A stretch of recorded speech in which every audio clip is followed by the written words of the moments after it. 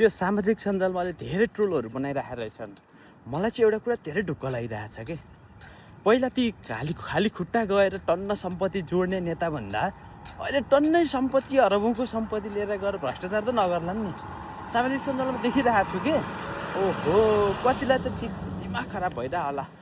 पहिला हाम्रो पालामा पनि यस्तै गरी टन्न सम्पत्ति देखाएको भए ओहो यति बेर त हामीलाई भ्रष्टाचारको मुद्दा लाग्दैन थियो कि भन्ने नि भइरहेको होला कति नेतालाई। तर जे छ सम्पत्ति विवरण हेर्दा चाहिँ धनी लास्टै धनी मान्छेलाई मन्त्री बनाइए चाहिँ देश गरिब भए नि हाम्रा मन्त्री नेताजीहरू चाहिँ लास्ट धनी रहेछन्। ल त्यसमा चाहिँ खुसी लाग्यो मलाई। ल यस युट्युबरहरूले काम राम्रो पाए, कन्टेन्टहरू राम्रो पाए होइन।